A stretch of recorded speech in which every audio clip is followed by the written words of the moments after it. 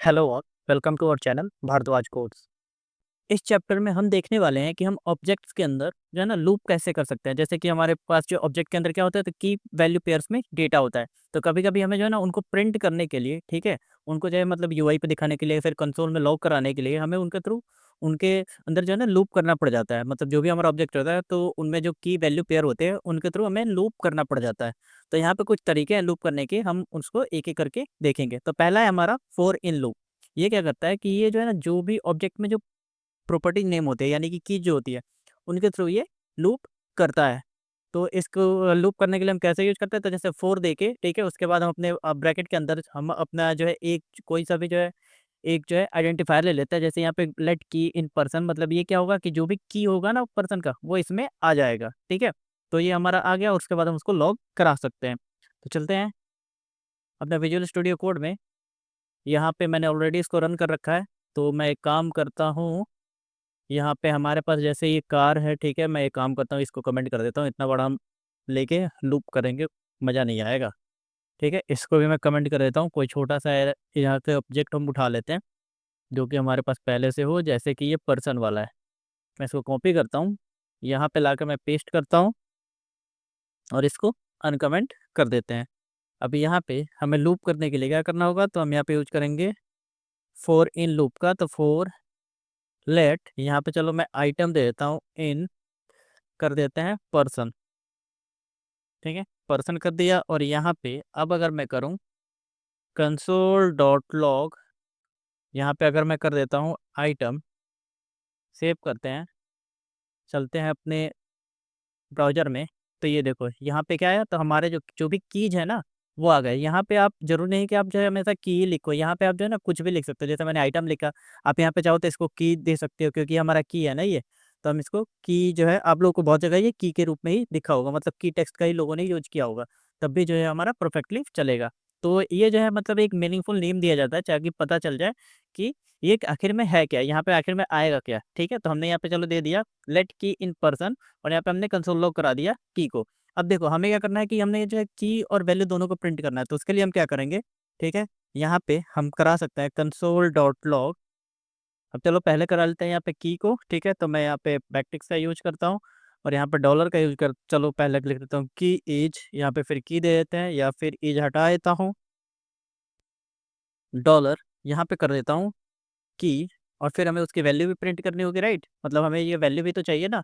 तो यहाँ पे अब फिर से स्पेस देके हम, अच्छा एक चीज़ और बता, अगर हम जो है ना जब ऑब्जेक्ट को एक्सेस करते हैं, ठीक है, ऑब्जेक्ट के अंदर जो भी हमारे पास वैल्यूज होती है, ठीक है, तो उसको एक्सेस करने के लिए हम क्या कर देते हैं, जैसे पर्सन के अंदर अगर मेरे को नेम चाहिए तो मैं डॉट नेम कर दूंगा, ठीक है, ऐसे पास कर दूंगा। या फिर मैं इसको जो है ऐसे, ये डॉट अगर ना देना हो, डॉट नोटेशन का ना, तो मैं ब्रैकेट नोटेशन का यूज कर सकता हूँ ऐसे, ठीक है। तो ये हमारा प्रिंट कर देता है। तो वही तरीका हम यहाँ पे भी यूज करने वाले हैं।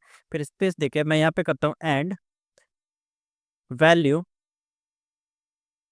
यहाँ पे कर देते हैं वैल्यू। तो वैल्यू के लिए फिर से हम यहाँ पे यूज करेंगे डॉलर, यहाँ पे हम करली ब्रेसेस और इसके अंदर पर्सन के अंदर हम पास कर देंगे की और सेव करेंगे तो ये हमारा प्रिंट कर देगा। इसको मैं कमेंट कर देता हूँ। ये देखो यहाँ पे हमारा की आ गया, की नेम हो गया and value Alok Kumar Sharma, key role and value software engineer, यहाँ पे की मोबाइल एंड वैल्यू, ये नंबर आ गया, और ईमेल, और ये ईमेल आईडी हमारी प्रिंट हो गई। तो अगर हमें जो ऑब्जेक्ट के जो भी हमारे पास जो की पेयर वैल्यू है, अगर उनके थ्रू लूप करना है तो हम कुछ इस स्टेप से उसको लूप कर सकते हैं। अब अगला जो है हमारा वो है ऑब्जेक्ट डॉट की। या ये क्या करता है कि हमें जो भी हमारे ऑब्जेक्ट में जो कीज होते हैं ना उनको एक एरे के रूप में रिटर्न करता है। तो वो कैसे काम करता है, चलो वो भी देख लेते हैं। ये रहा हमारा, इसको मैं कमेंट कर देता हूँ। यहाँ पे आते हैं, तो इसके लिए मैं चलो लेट यहाँ पे कर देता हूँ my A double R A Y array equal to, या फिर चलो कुछ नाम दे देते हैं कुछ यूनिक सा, ठीक है। चलो यहाँ पे ओबीजे नहीं, ऑब्जेक्ट तो हमारा रिटर्न नहीं करेगा ना, तो इसको मैं नाम दे देता हूँ आइटम्स कर देता हूँ, ठीक है। आइटम्स इक्वल टू, यहाँ पे अब हम अगर करें O B J E C T object dot keys, ठीक है, और इसमें अगर हम अपने ऑब्जेक्ट को पास करें पर्सन, ठीक है, और इसी की को अगर मैं सॉरी इसमें आइटम को कंसोल लॉग कराऊँ, कंसोल डॉट लॉग, ठीक है, तो देखना कंसोल में क्या लॉग हो रहा है, I T E M S, sorry I T E M S items. मैं अगर सेव करता हूँ कंसोल में आते हैं तो ये देखो इसने क्या किया कि जो भी हमारे कीज थे ना उनको क्या किया कि एक एरे में डाल के हमें दे दिया। ठीक है, नेम, रोल, मोबाइल और ईमेल को इसने क्या किया कि एक एरे में डाल के दे दिया। ये हमारा एरे है ना, तो ये हमें एक एरे में दे दिया। तो अगर हमें ओनली कीज चाहिए होंगे तो हम इसका यूज कर सकते हैं। और इसी तरह से अगर हमें ओनली वैल्यू चाहिए होगा, ठीक है, अगर हमें ओनली वैल्यू चाहिए होगा तो हम यहाँ पे अगर कर दें, चलो मैं इसको कॉपी करता हूँ, यहाँ पे फिर से कमेंट कर देता हूँ और नीचे आता हूँ और यहाँ पे पेस्ट करता हूँ। और एक कीज की जगह पे अगर मैं वैल्यू कर दूँ तो हमें ओनली वैल्यू मिल जाएगा कंसोल में। देख रहे हो ये क्या किया कि एक जो है एरे रिटर्न किया जिसमें कि हमारे सारे वैल्यूज अवेलेबल है। देख रहे हो ये सारे वैल्यूज हमारे पास यहाँ पे है ना, ओनली इसने क्या किया तो ये जो है सारे वैल्यूज को रिटर्न कर दिया और इसको एक नए एरे में डाल दिया।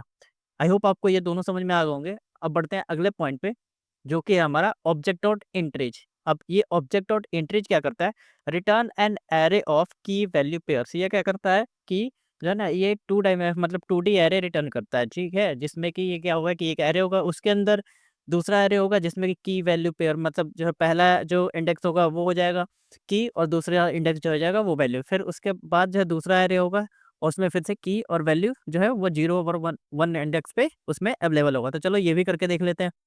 यहाँ पे हम आते हैं, इसको भी मैं कमेंट करता हूँ, ठीक है, और इसके नीचे इसको पेस्ट करता हूँ और यहाँ पे अब मैं अगर कर दूँ ENTRIES इंट्रीज सेव करता हूँ, कंसोल में आते हैं तो ये देखो इसने क्या किया कि इसने जो है ना एरे ऑफ एरे रिटर्न किया, मतलब कि इसने 2D एरे रिटर्न किया है।